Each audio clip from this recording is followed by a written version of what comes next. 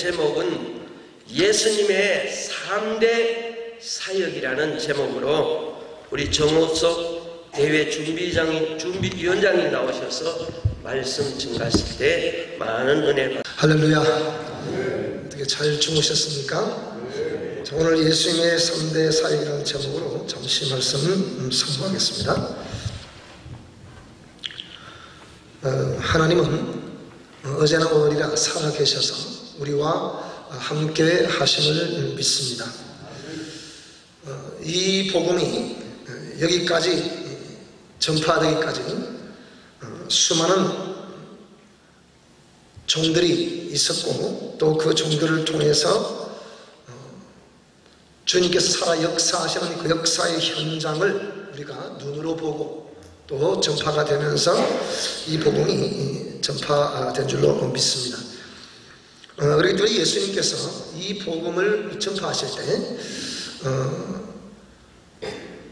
처음부터 수많은 사람들이 그 예수님을 따른 것이 아니라 말씀을 듣고 그 말씀에 공감하고 그리고 성령 하나님의 인도하심에 순응하는 수많은 자들을 통해서 이 복음이 전파되었을 텐데 우리는 일평생 신앙생활을 하면서 예수님을 닮아가는 삶을 살아가기를 원하는 것이 우리들의 소원이라고 말씀합니다. 여기 많은 우리 선배 목사님들도 계실 테고 또 우리 동료들도 있고 후배 목사님들도 있을 줄 압니다만 나름 우리가 일평생 말씀 중심이라 해서 복음을 들고 지금까지 목양을 해오신 줄 압니다. 이렇게 우리가 말씀 중심이라 해서 이렇게 각 교회에서 표도 걸어놓고 나름대로 이렇게 최선을 다한 목양의 삶을 살아오셨습니다만 제가 성경 말씀을 이렇게 상고해 볼 때 예수님이 이 복음을 전파하실 때 숱한 사람들이 이 말씀을 들으셨습니다. 그리고 그 말씀을 선포하는 현장에 많은 무리들이 모였습니다. 그리고 그 모인 무리 가운데 오늘 본문 말씀처럼 이렇게 모든 병과 모든 약한 것을 고치시니 그의 소문이 온 수리아에 퍼졌다라는 내용과 함께 각종 병에 걸려서 고통하는 자, 귀신 들린 자, 간질하는 자, 중풍 병자들을 데리고 오시니 예수님이 고치시더라. 그랬더니 그의 소문이 널리 퍼졌다는 그런 내용들로 기록이 되어 있습니다. 아마 우리 모든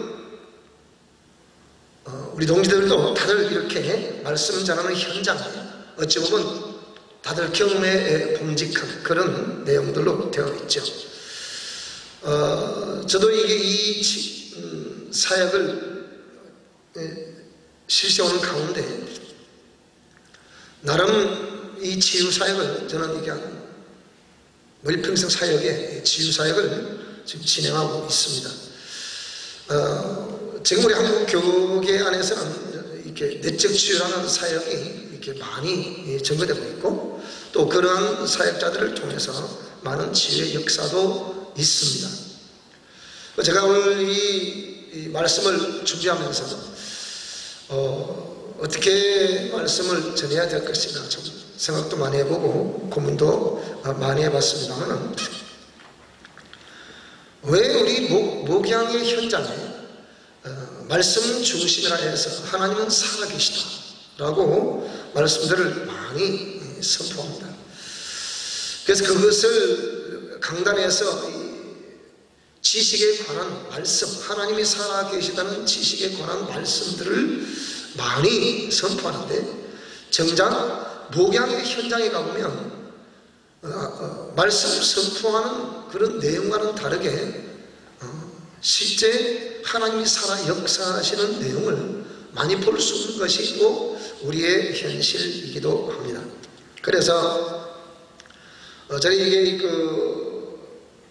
이 내용을 가지고 예수님의 3대 사역이라는 이 내용, 성경적인 치유사역이란 무엇인가, 그리고 그 가운데 과연 예수님이 이 3대 사역, 프리칭, 티칭, 힐링이라는 복음을 전파하는 것과, 그리고 그 전파하는 현장에 달려오는 수많은 무리들을 가르치는 것과, 그 다음에 그 무리들 가운데 또 수많은 사람들을 치유하는 이런 사역에 있어서 과연 예수님은 어느 정도의 이 사역을 이렇게 하셨을까? 복음을 전파하는 영역에는 과연 어느 정도?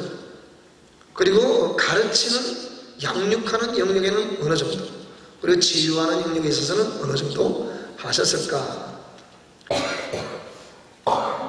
그래서 예수님이 공생의 사역을 기록하신 내용이 이 복음서밖에 없으니까 사복음서를 중심으로 해서 예수님의 3대 사역에 관한 부분을 조사를 해봤습니다.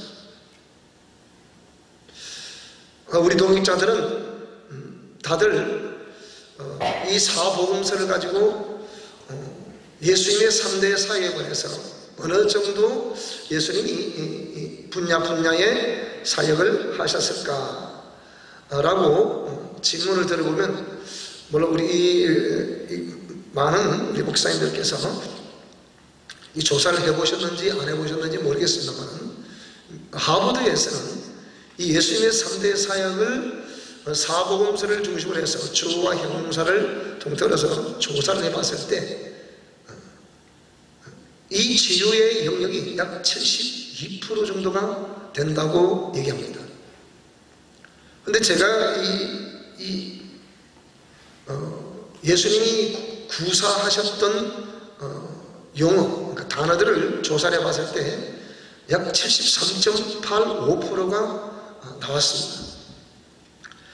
그러면 예수님께서 말씀하신 이 모든 말씀들을 우리는 말씀 중심이라 말하고, 또 예수님께서 이런 말씀들을 선포하셨던 그 대상들을 살펴보면 이 모든 영혼들은 그때나 지금이나 동일한 영혼들이다. 그리고 예수님이 그런 모든 상황들을 모르시는 가운데에서 그렇게 사역을 하셨으리라 생각하지는 않습니다. 예수님은 분명히 모든 우리 인간을 창조하신 분이시고 그 인간의 내면을 너무나 잘 아시기 때문에 그런 상황 가운데서 말씀을 선포하셨을 때 왜 73.85%의 약 3분의 2 이상의 사역에 이렇게 분량을 할애하시면서 이 사역을 하셨을까? 그렇게 생각을 해 본 것입니다. 그래서 성경적인 치유 사역은 무엇인가? 라고 생각해 봤을 때 분명히 예수님이 이 3분의 2 이상을 이 치유 사역을 하셨을 때 이유가 있을 것이다. 그래서 제가 지금 치유 사역을 약 35년 이상을 지금 시행하고 있습니다. 그래서 숱한 그런 경험을 가지고 있고, 또 지금도 그렇게 우리가 치유 사역을 시행하고 있습니다. 그래서 학교 이름도 미션 코람데오 영성치유신학연구회다. 좀 길죠.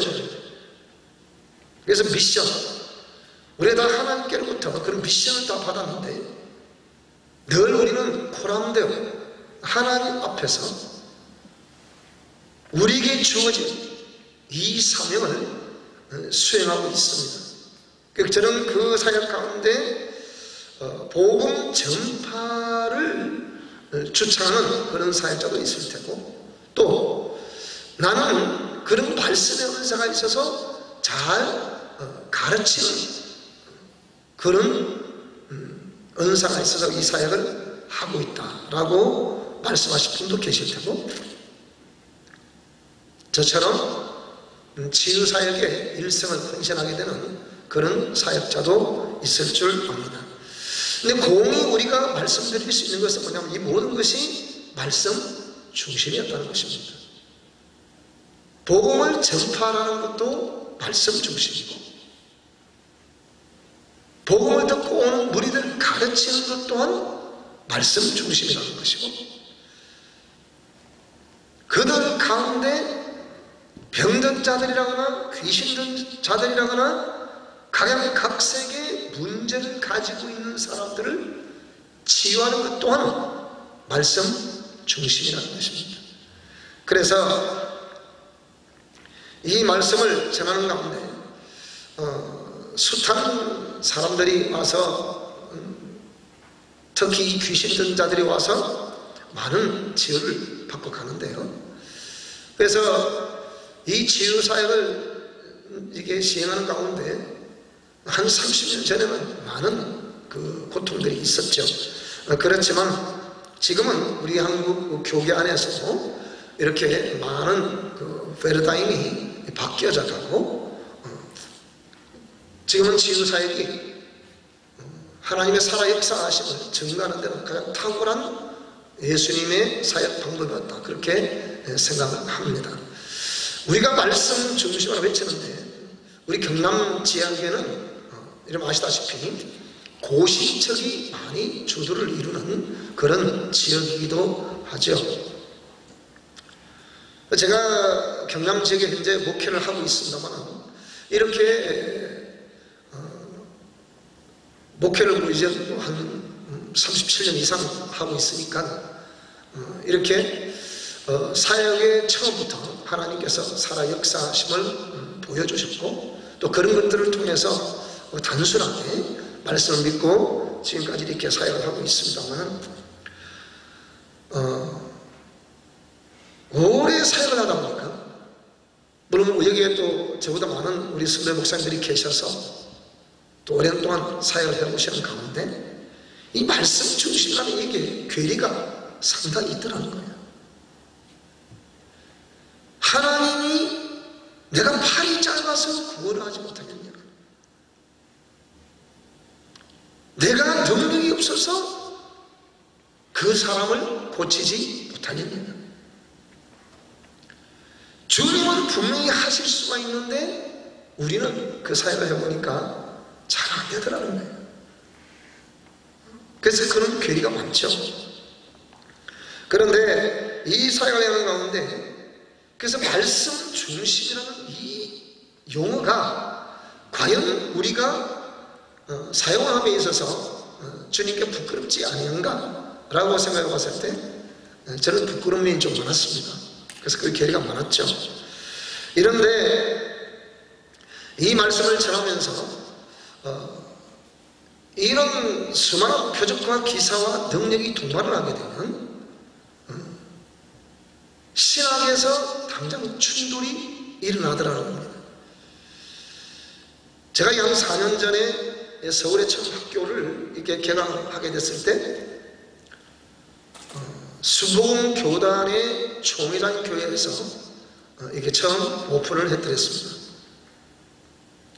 지금 현재 수복음 신학대학원대학교 부총장이 하신 분 교회에서 이렇게 사역을 실시했는데, 그날 저녁에 한 70명 정도 학생들이 모여서 강의를 들었습니다. 그런데 낮에 강의를 마치고 저녁에 이제 집회를 하는데, 한 50명 되는 참석자들이 제가 축사 사역을 거기에 실시를 드렸습니다.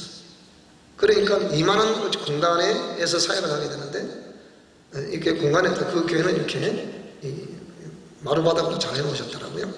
우리 치유사역자들이 치유사역을 시행하기는 좀 합당한 그런 공간이었습니다.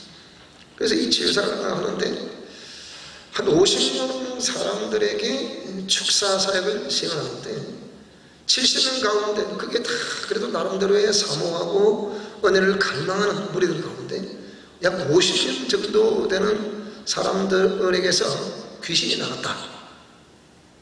그래서 거기에 참여한 그 교회의 전도사님들, 권사님들, 또 오셨던 수많은 무리들이 눈이 휘둥그레졌죠.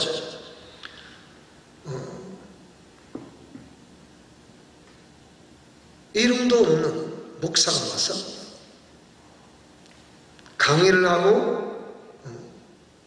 치유 집회를 하는데 70명 가운데 약 50명 되는 사람들 속에서 귀신이 나왔더라. 그래서 집회를 마치고 그 다음 주일에 이제 강의가 이어져야 되니까 한 달에 그러니까 한 주간에 한 번씩 이렇게 12주간을 한 학기에 강의를 하는데 그 다음 주간에 이제 강의를 위해서 이렇게 이제 올라가는데 목사님이 담임 목사님 좀 포장을 하시더라고요. 그래 무슨 말씀을 하실 텐가 상담을 좀 하자고요. 그래서 이제 두 사람이 대화를 나누는데 목사님 이 사역을 좀 안 하셨으면 좋겠습니다 그러시더라고요. 목사님 왜 그러시는지요? 그랬더니 저도 우리 교단에서도 잘 아시다시피 이런 사역을 실시합니다만 감당이 안 되더라는 거예요. 사역을 하는 건 좋은데 첫째, 사람이 변화가 안 되더라는 거예요.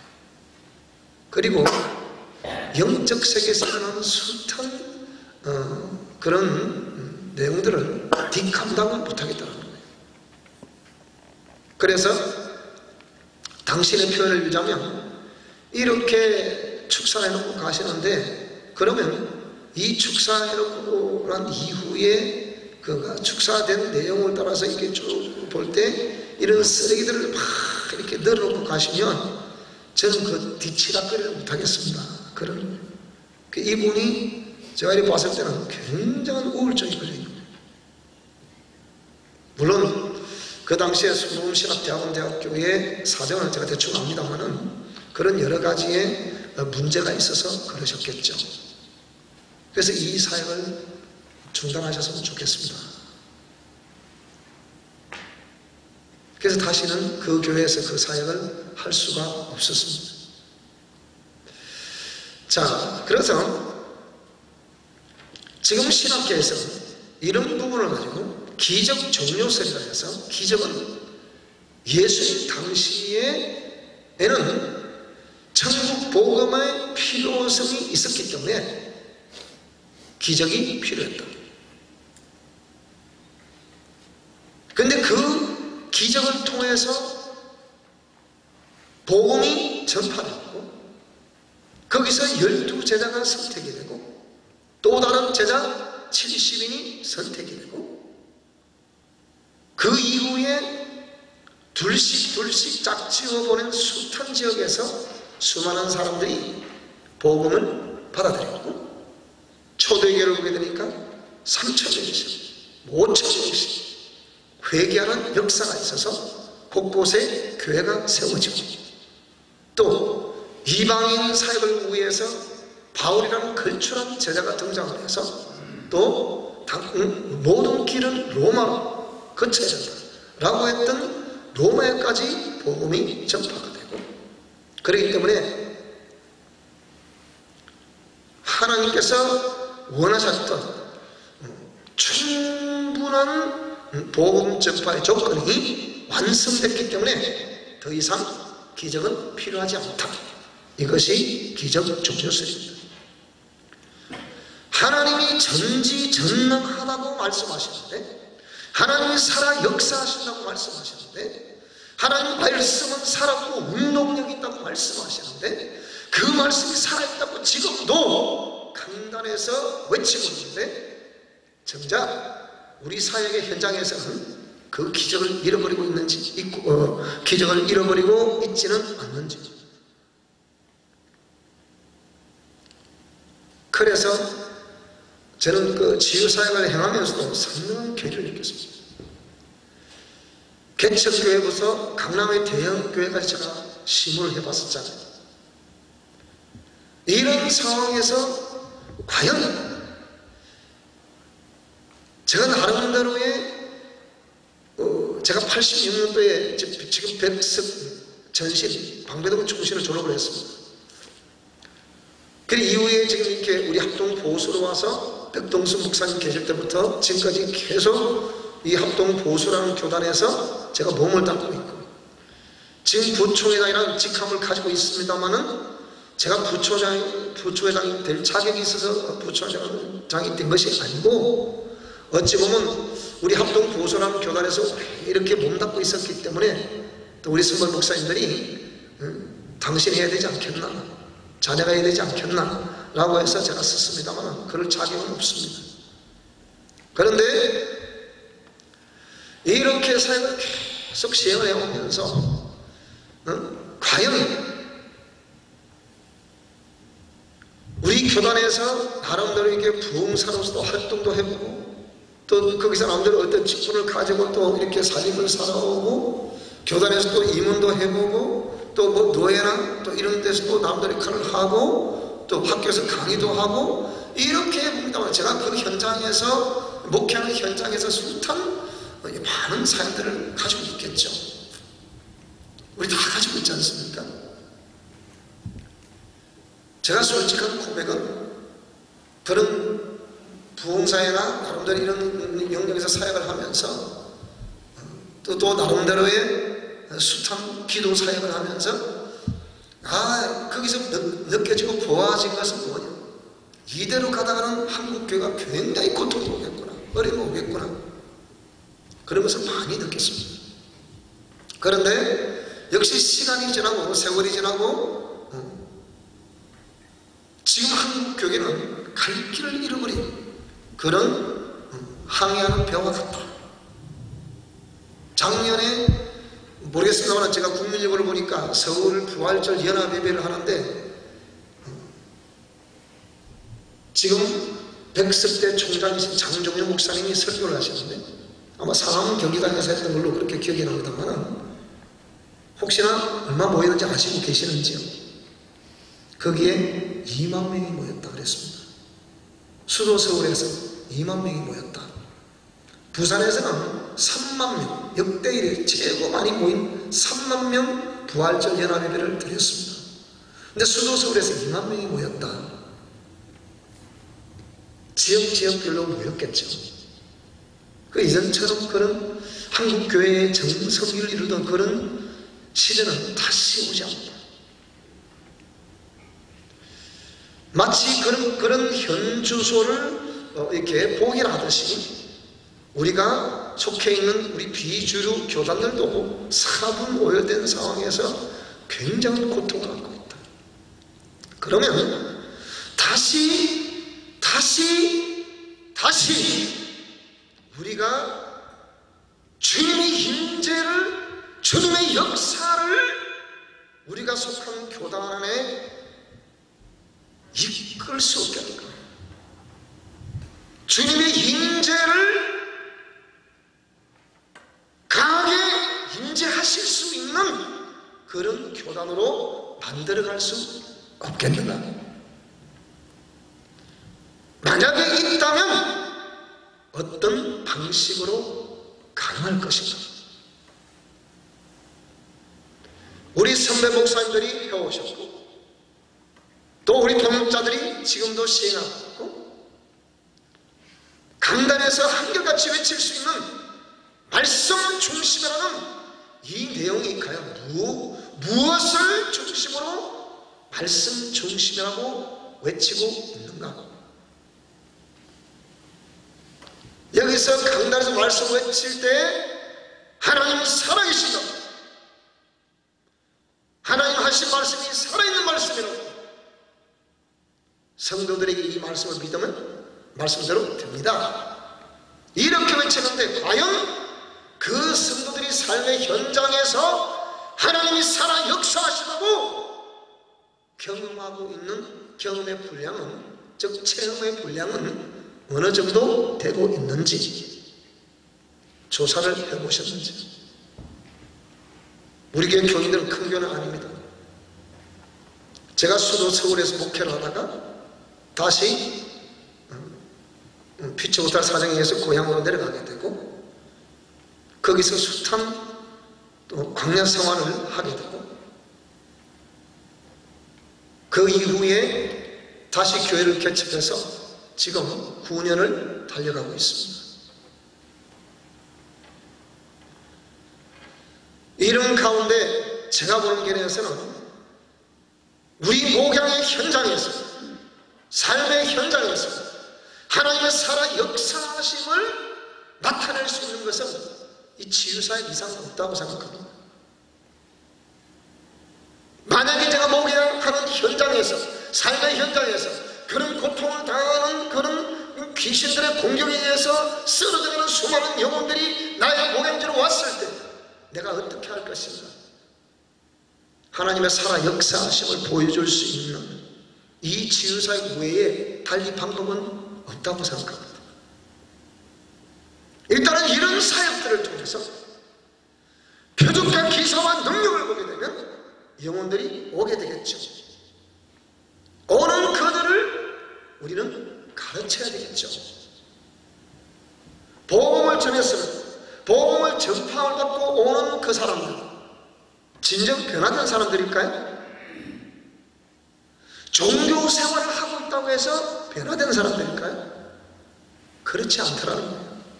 오히려 신앙생활 오래 할수록 고집은 더 강해지고 우월의식이 더 강해지고, 그러니까 주님이 거기에 삶에 개입하시고 목양의 현장에 개입하실 수 있는 조건들은 줄어들어가더라고요.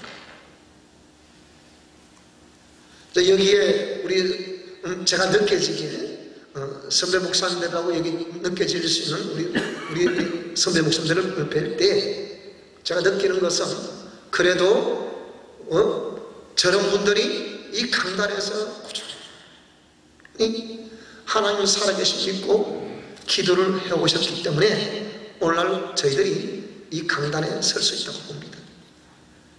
그러면 그런 사역들을 통해서 나름 목회 철학을 가지고 계시고 또 지금도 그렇게 말씀을 선포하고 계시며 또 후배들에게 그런 좋은 목양의 모습들을 보여주셨다, 그렇게 저는 믿고 있습니다. 그래서 이런 사역들을 하면서 73.85%라 예수님의 사역의 3분의 2 이상을 그렇게 사역을 하셨는데, 그래서 이것을 중심으로 해서 제가 미국 페이스 기독대학교에 박사 논문을 냈고 있습니다. 그래서 이렇게 하면 분명 우리는 우리 사역이 기름질 것이다. 그 사역의 역동성이 있을 것이다. 그 역동성을 통해서 우리는 다시 일어설 수 있는 그런 교단이 될 수 있을 것이다. 이게 사람의 숫자가 많고 적음이 중요한 것이 아니라 하나님이 기뻐하시는 그런 신령, 하나님이 기뻐하시는 그런 메시지, 하나님이 기뻐하시는 그런 교회, 그런 교단 되면 분명히 우리는 다시 일어설 수 있을 것이다. 저는 확신합니다. 그래서 우리의 목양의 현장에 놀라운 주의 은혜가 임하는 놀라운 역사이기를 주님으로 축원합니다. 그래서 우리가 목양의 모당의 현장마다 강력한 표적과 기사와 능력이 있고 하나님의 살아 역동성이 있어서 어떤 영혼이 온다 하더라도 그 영혼들이 하나님의 생명의 은혜로 풍성하게 되는 그 역사가 있기를 주님으로 축원합니다. 이제 기도하시겠습니다. 지금은 교회의 머리가 되시는 주 예수 그리스도의 은혜와 하나님 아버지의 사랑하심과 성령님의 내주 위로 교통 충만 역사하시고 오늘 예배를 드리는 종회의와 각 교회와 이 자리에 참석하신 종님 하나님의 축복이 이제부터 영원토록 함께 있을지어다. 아멘.